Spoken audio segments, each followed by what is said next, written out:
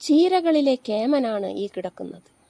Mexican ചീര, മരച്ചീര, വയനാടൻ ചീര, ചായാമിൻസ, ചായാമാൻസ, ചായ്മാൻസ, ചായ്മിൽസ എന്നൊക്കെ അറിയപ്പെടുന്ന ഷുഗർ കുറയ്ക്കുന്ന, കൊളസ്ട്രോൾ കൺട്രോൾ ചെയ്യുന്ന ഒരു ചീരയാണ് ഇത്.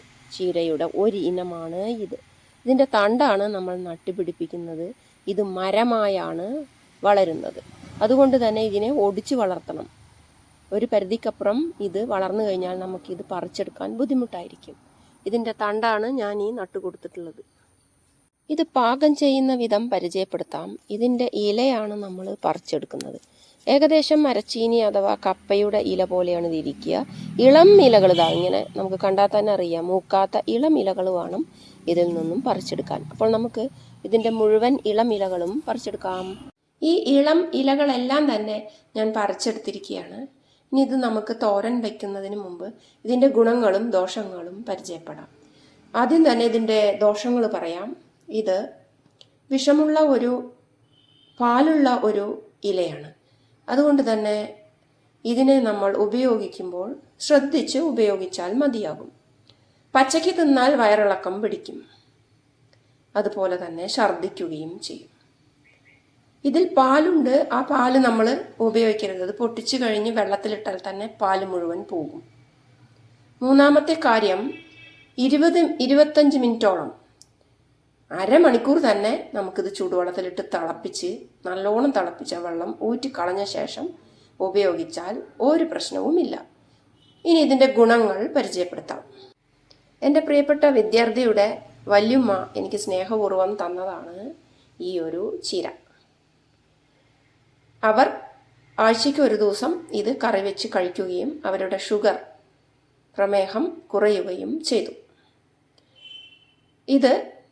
ഇതിൻ്റെ വിഷമെല്ലാം കളഞ്ഞ് ഇതിൻ്റെ ഗുണം നമുക്ക് ലഭിക്കും വിധം പാചകം ചെയ്യുന്ന രീതിയാണ് ഞാനിവിടെ പരിചയപ്പെടുത്തുന്നത്. അതുകൊണ്ട് തന്നെ ധൈര്യമായി ഇത് കഴിക്കാം. ചീരകളിൽ വെച്ച് കേമൻ തന്നെയാണ് ഇവൻ. കൊളസ്ട്രോൾ ലെവൽ നിയന്ത്രിച്ചു നിർത്തുകയും നമ്മുടെ പ്രമേഹത്തെ വളരെ പെട്ടെന്ന് തന്നെ കുറയ്ക്കുകയും ചെയ്യുന്നു. ഇത് നമുക്ക് പൊടിയായി അരിഞ്ഞെടുക്കാം. ചീരയെ ഇങ്ങനെ ചേർത്ത് പിടിച്ചാണ് ഞാൻ അരിഞ്ഞെടുക്കുന്നത്. നല്ല നൈസാക്കി നമുക്കിത് അരിഞ്ഞെടുക്കാം. ഇല അരിഞ്ഞെടുത്തത് കണ്ടാൽ കുറേ ഉള്ളതായിട്ട് നമുക്ക് തോന്നും. പക്ഷെ ഇത് വെച്ച് കഴിഞ്ഞാൽ വളരെ കുറച്ചേ ഉണ്ടാവുകയുള്ളൂ. മാത്രമല്ല ഇത് ഇഷ്ടം പോലെ ഒന്നും കഴിക്കാൻ പറ്റില്ല. കുറച്ച് കഴിച്ചാൽ മതിയാകും. ഒരു 4-5 ടീസ്പൂൺ വീതം നമുക്ക് നേരത്തിൻ്റെ അളവ്, അതായത് ഒരേ നേരം ഒന്നിച്ച് കഴിക്കാതെ ഇടവിട്ട് കഴിക്കുകയാണെങ്കിൽ ഇത് വളരെ ഉപകാരപ്രദമായിരിക്കും നമ്മുടെ ശരീരത്തിന്. ഇലക്കറി കൂടിയാണ്. അതുകൊണ്ട് തന്നെ എല്ലാ പോഷക ഘടകങ്ങളും ഉള്ള ഒരു ഇലക്കറി കൂടിയാണ് ഇത് ചായ് മാൻസ എന്നറിയപ്പെടാൻ കാരണം, മായൻ ചീര എന്നും കൂടി അറിയപ്പെടുന്നുണ്ട്. ഇത് മായന്മാരുടെ ചീര. ചായ് മാൻസ എന്നറിയപ്പെടാൻ കാരണം ഇതിൻ്റെ ചായ കുടിച്ചാൽ ഷുഗർ പെട്ടെന്ന് തന്നെ ഇറങ്ങും എന്നുള്ളത് കൊണ്ടാണ്. അത് ഒരു അരമണിക്കൂർ തിളപ്പിച്ച ശേഷം ഊറ്റിക്കളഞ്ഞ് വീണ്ടും വെള്ളത്തിൽ തിളപ്പിച്ച് കുറച്ച് ചായപ്പൊടിയും കുറച്ച് നാരങ്ങ നീരും കൂടി ചേർത്ത് ചായയാക്കി കുടിക്കാം. അതുകൊണ്ടാണ് ഇതിനെ ചായ് മൻസ എന്ന് പറയപ്പെടുന്നത്. ഇനി ഇത് നമുക്ക് വേവിച്ചെടുക്കാം. എൻ്റെ തൊടിയിൽ ഞാൻ ഉണ്ടാക്കിയ കാന്താരി മുളകിൻ്റെ ചെടിയിൽ നിന്നും പറിച്ചെടുത്ത ശുദ്ധമായ കാന്താരി മുളകാണ് ഇത്. ഇതിൽ നിന്നും ഞാൻ ഈ ഒരു തോരൻ ഉണ്ടാക്കുന്നതിനായിട്ട് 4 കാന്താരി മുളക് മാത്രമേ എടുക്കുന്നുള്ളൂ. കാരണം ഇതിന് ഭയങ്കര എരിവാണ്. കൂടെ തന്നെ കുറച്ച് ചെറിയുള്ളി കൂടി എടുത്തിട്ടുണ്ട്. ഈ ഒരു കാന്താരി മുളക് നമുക്ക് നമ്മുടെ കൊളസ്ട്രോൾ ലെവൽ കുറയ്ക്കാൻ കൂടി നല്ലതാണ്. പക്ഷേ ഏതും അധികം ഉപയോഗിക്കരുത്. ഏത് സാധനവും അമിതമായി ഉപയോഗിക്കരുത്. അതിനൊരു അളവുണ്ട്. എന്നാൽ പിന്നെ ടീച്ചറമ്മ പറഞ്ഞതല്ലേ, ഷുഗർ പെട്ടെന്ന് കുറയ്ക്കാൻ വേണ്ടി കുറേ അധികം ഈ ഒരു തോരൻ കഴിക്കരുത്. ഞാൻ പറഞ്ഞ അളവിൽ മാത്രം കഴിച്ചാൽ മതിയാകും. തോരൻ വെക്കുന്നതിനായി ഉള്ളിയും കാന്താരി മുളകും അരമുറി നാളികേരവും കൂടി അവിയലിന് ചതയ്ക്കും പോലെ നമുക്കൊന്ന് മിക്സിയിൽ ചതച്ചെടുക്കാം. അങ്ങനെ നമ്മുടെ ചായ് മാൻസ അടുപ്പത്ത് വെച്ചിരിക്കുകയാണ്. ഇതിലേക്ക് ഞാൻ 1/2 ടീസ്പൂൺ മഞ്ഞൾപ്പൊടിയാണ് ഇട്ട് കൊടുക്കുന്നത്. ഉപ്പ് ഞാനിപ്പോൾ ഇട്ട് കൊടുക്കുന്നില്ല. കാരണം ഇത് തിളപ്പിച്ച് ഊറ്റി ഇതിൻ്റെ വെള്ളം നമുക്ക് കളഞ്ഞ് ഇതിൻ്റെ കട്ട് കളഞ്ഞെടുക്കാൻ വേണ്ടിയാണ് ഇങ്ങനെ ചെയ്യുന്നത്. ഇത് വേവേണ്ട സമയം 30 മിനിറ്റ് ഇത് ഇവിടെ കിടന്ന് വെള്ളത്തിൽ നല്ലപോലെ തിളയ്ക്കട്ടെ. ഇടയ്ക്കിടയ്ക്കൊന്ന് ഇളക്കി കൊടുക്കാം. അപ്പം നമ്മുടെ ചായ മാൻസയുടെ ഇല ഇതാ വെന്ത് വന്നിരിക്കുകയാണ്. ഞാനൊരു അരമണിക്കൂർ ഇത് വേവിച്ചു. ഓട്ടുള്ള ഒരു കയ്യിലുണ്ട്. ഞാനിതിലെ വെള്ളം മൊത്തം ഊറ്റിക്കളയാണ്. അരിപ്പ വെച്ചും നിങ്ങൾക്ക് അരിച്ചെടുക്കാം, അല്ലെങ്കിൽ ഓട്ടയുള്ള പാത്രത്തിലേക്ക് ഇത് ഇട്ട് കൊടുത്താലും മതിയാവും. അപ്പോൾ വെള്ളമൊക്കെ കളഞ്ഞു. ഞാനൊരു പാത്രത്തിലേക്ക് ഇത് ഇട്ട് കൊടുക്കുകയാണ്. ഈ ഇല മുഴുവൻ ഇലയും നമുക്കിതുപോലെ കോരിയെടുക്കാം. അപ്പോൾ വളരെ കുറച്ചാണ് ഈ ഇല നമുക്ക് കിട്ടിയത്. അത്രയും അരിഞ്ഞ് നമ്മളെടുത്ത ഇല ഇത്രയേ ഉള്ളൂ. അപ്പം മുഴുവൻ വെള്ളവും ഞാനിത് കളഞ്ഞ് ഈ ഒരു പാത്രത്തിലേക്ക് ഇട്ട് കൊടുത്തിരിക്കുകയാണ്. അപ്പോൾ ഈ ഉപ്പേരി ഈ തോരൻ നമ്മൾ കഴിക്കുന്നത് നമ്മുടെ പല അസുഖങ്ങളും മാറാൻ വേണ്ടി കൂടിയാണ്. അപ്പോൾ ഇത് വലിയ ടേസ്റ്റൊന്നും നമ്മൾ അന്വേഷിച്ച് നടക്കണ്ട. ഇത് ടേസ്റ്റ് ഉണ്ട് എങ്കിലും ഇത് ഔഷധത്തിനായിട്ട് നമുക്ക് കഴിക്കാം. ചായ മാൻസ തിളപ്പിച്ചെടുത്ത വെള്ളമാണിത്. മഞ്ഞപ്പൊടി ഇട്ട് തിളപ്പിച്ചെടുത്ത വെള്ളം. അതിൻ്റെ കറ മുഴുവൻ ഇതിൽ പോയി കഴിഞ്ഞു. പോഷകഘടകങ്ങളൊന്നും നഷ്ടപ്പെടില്ല. ഇതിൽ ഈ ഇലയിലുള്ള പാലിൻ്റെ ആ വിഷാംശം പോകാനാണ് ഇങ്ങനെ ചെയ്തത്. ഇങ്ങനെ ചെയ്യാതെ ഈ ഉപ്പേരി വെക്കരുത്. വീതിയുള്ള പരന്ന ഒരു മൺചട്ടിയാണ് എടുത്തിട്ടുള്ളത്.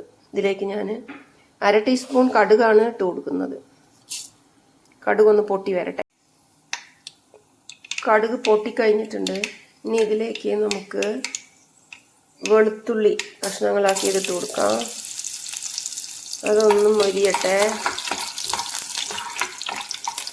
ഇതൊരു ഇലക്കറി ആയതുകൊണ്ട് ഇതിലേക്ക് ഞാൻ കറിവേപ്പില ചേർത്ത് കൊടുക്കുന്നില്ല. ഇനിയിപ്പോൾ ഈ ഇലയിലുള്ള എന്ത് സംഭവം ഉണ്ടെങ്കിലും ഈ വെളുത്തുള്ളി അത് പരിഹരിച്ചുകൊള്ളും.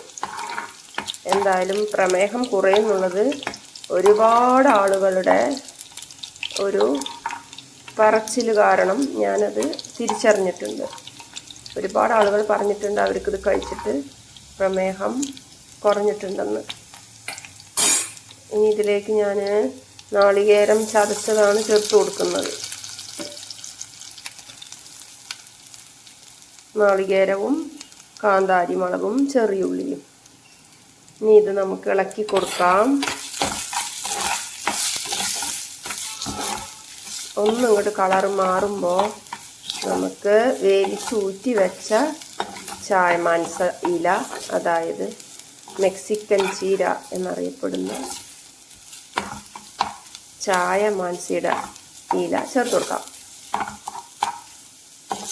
ഒന്നിങ്ങോട്ട് നാളികേരം വെന്തിട്ടുണ്ട്. ഇപ്പോൾ ഇനി നമുക്ക് ഈ ചായ മാൻസയുടെ ഇല ചേർത്ത് കൊടുക്കാം.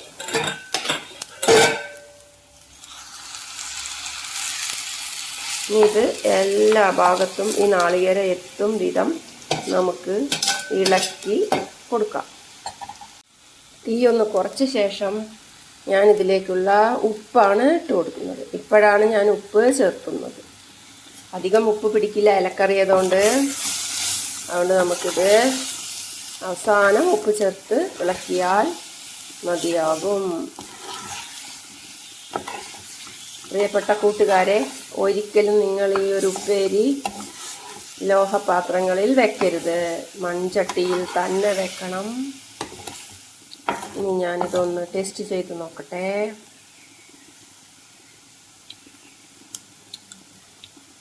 അടിപൊളി സ്വാദാണ് കൂട്ടുകാരെ. ഇത് നമുക്ക് പയറലത്തോരൻ പോലെ ഒരു ചെറിയ രുചിയാണ് ഇതിനുള്ളത്. നല്ല ടേസ്റ്റ് തന്നെയാണ്. എന്തായാലും ഇത് നിങ്ങൾ ട്രൈ ചെയ്യൂ. ചോറ് കൊണ്ടുപോകാൻ സൂപ്പറായിരിക്കും സ്കൂളിലേക്കൊക്കെ. ഒന്ന് നല്ലപോലെ ഈ നാളികേരത്തിലേക്ക് പിടിക്കും വരെ ഇങ്ങനെ ഇളക്കി കൊടുക്കുക. ഇനി നമുക്കിത് നല്ലൊരു പാത്രത്തിലേക്ക് മാറ്റിയെടുക്കാം. ട്രൈ ചെയ്യൂ, കമൻറ്റ് ചെയ്യൂ, ഷെയർ ചെയ്യൂ. ഇഷ്ടപ്പെട്ടാൽ സബ്സ്ക്രൈബ് ചെയ്യൂ ചാനൽ. അടുത്ത വിഭവവുമായി ഉടൻ വരുന്നതാണ്.